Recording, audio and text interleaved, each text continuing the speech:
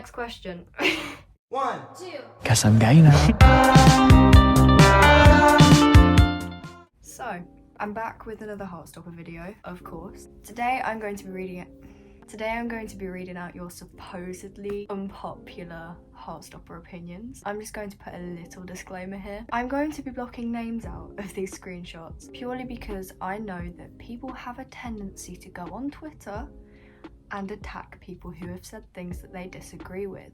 Opinions are personal. Opinions are opinions, not facts. People are entitled to their own opinion, despite whether they're unpopular or not. So with that being said, let's get on to the video. People need to hate on Harry more. I don't think that's an unpopular opinion when it comes to the Twitter fandom. On TikTok, I feel like Harry's widely loved, and he shouldn't be, because he's a dick and he's supposed to be a bad character and you're supposed to hate him. So TikTok stans, please stop stanning Harry, thank you. Episode 7 is my favourite. I agree. I think it's mainly because they used my favourite song at the end, but Ep 7 is kind of painful. It's sort of like where everything goes to shit and there's a lot happening. Obviously we have the iconic scene of Tao hitting Harry with the beanie. I think that's the best thing to happen in the entire show. So I agree that Ep 7 is a really good episode. The best gnarly kiss.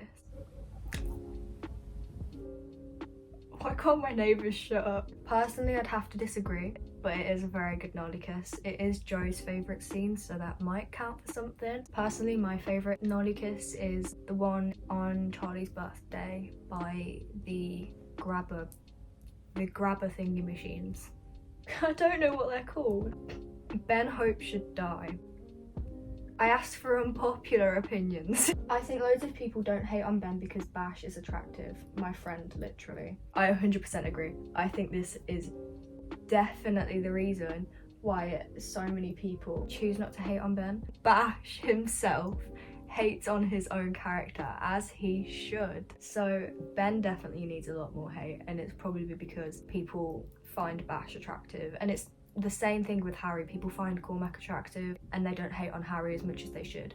I think it's partially down to the casting. It was the same with Draco Malfoy in Harry Potter. Because he was attractive, people stopped hating on him as much because they found him attractive. And they do both kind of have pretty privilege, so yeah. Tara and Darcy are so underrated. Agreed.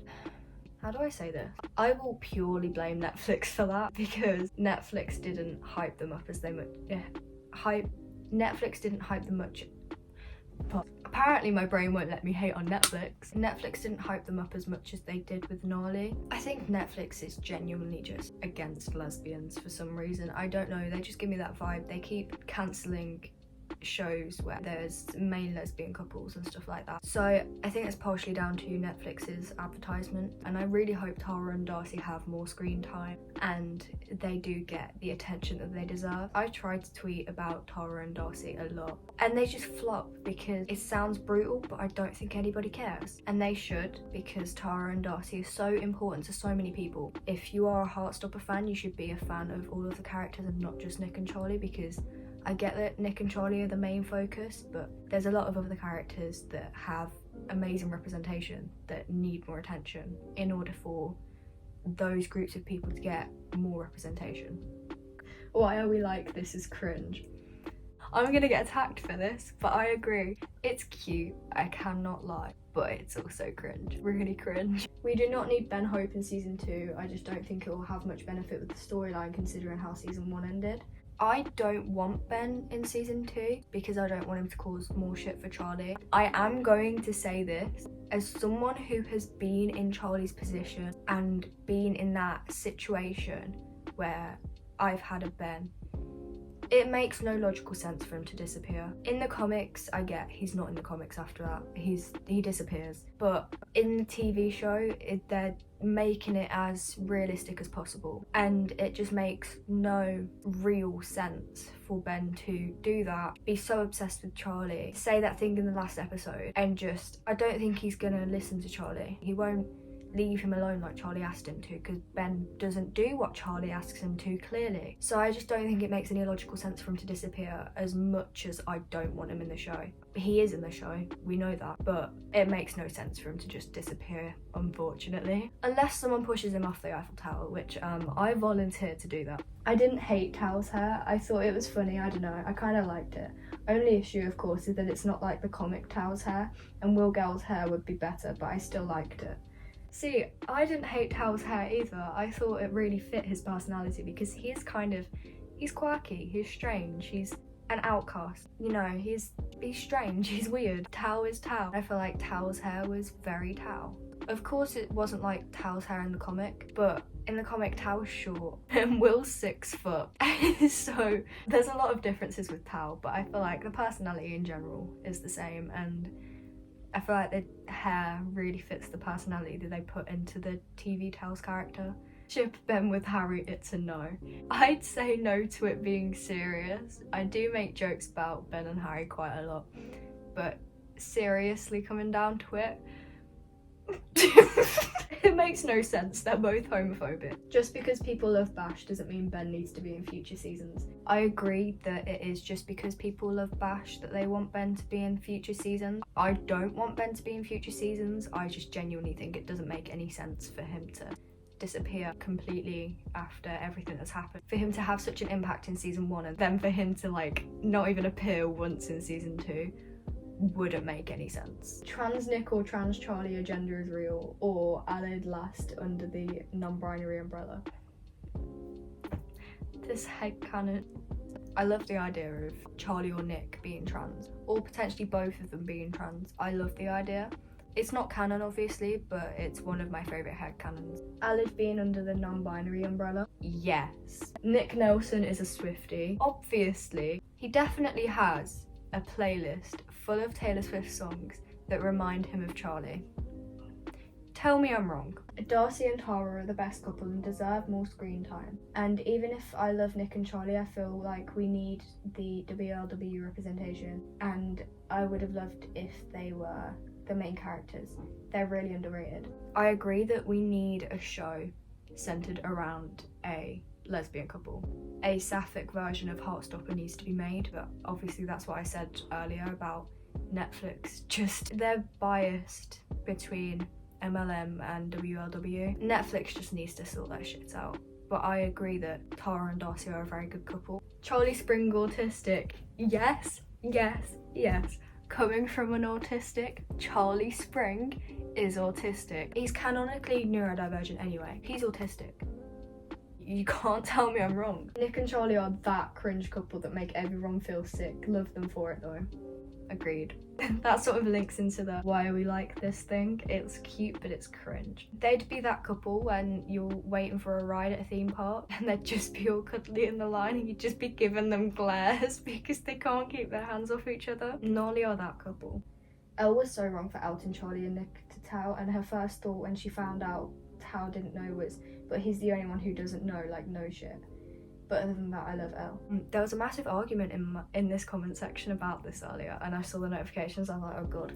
Elle did out Nick to Tao. Whether she did it with bad intentions or not, which she didn't, either way she still did it, and it was the wrong thing to do because that wasn't her place. Especially considering she knows that Tao is the reason that Charlie got outed. Accidentally, obviously. But why would she put someone else in that position? It's not her business to tell, and I don't think she should have done that. I don't hate her, I love Elle, but like, that really pissed me off. Wrong move. Saha is trans and bi real. Totally up because I'm trans or bi, never. I kind of see it. Sure. This is controversial. I kind of want Imogen to be straight. Someone said it. Well done. I don't mind either way, but I feel like realistically she's going to be straight. If she's not, cool. If she is, it'd make sense. I feel like we'd get really lucky for a queer Imogen, and we don't get lucky very often, especially with sapphic characters, so. Next question. We don't talk about the snow scene enough because you can literally see on Charlie's feelings. We don't talk about the snow scene in work. We don't talk about the snow scene enough because you can literally see on the screen Charlie's feelings grow for Nick, and Nick's too, but Charlie's you can see big time. The snow scene is incredibly underrated. It's actually one of my favourite scenes. That scene, whenever it comes on,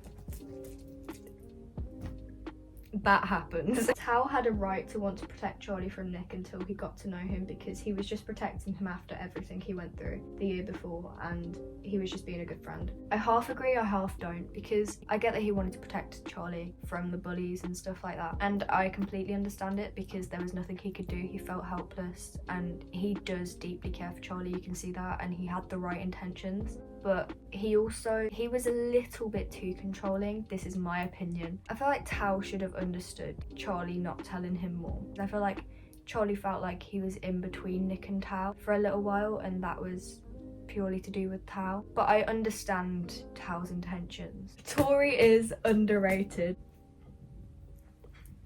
Yes, Tori is one of my favourite characters ever. I feel like she needs a lot more screen time because she's hilarious. She doesn't show up a lot, but when she does, like every single line she delivers just makes me giggle. She's just, I love Tori. The arcade kiss is the best gnarly kiss.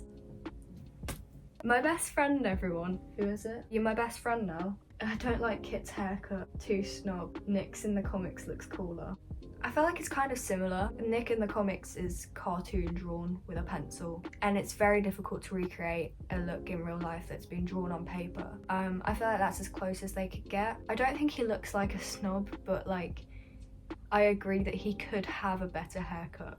Elle didn't out Nick. He was already okay with Charlie's friends knowing about them, and Tal already figured it out. Is there something going on between Nick and Charlie? He would have known no matter what Elle said. I half agree, half don't. I just think it wasn't Elle's place to tell Tal, and it was Charlie that didn't want Tal knowing because Charlie wanted to tell Tal himself. So it just wasn't Elle's thing to say. She did out him to Tal. I agree that her intentions weren't bad intentions behind it. Isaac is an underrated king, absolutely. I love him, and I really hope he gets a bigger storyline in season 2. I mean, Alice said he will, but yeah. I just thought I'd say I just dropped my phone down the back of my radiator while filming my outro, so I have to film it again because it stopped filming. There will be a part 2 to this, so stay tuned for that. Don't drop your phone down your radiator, I don't recommend it.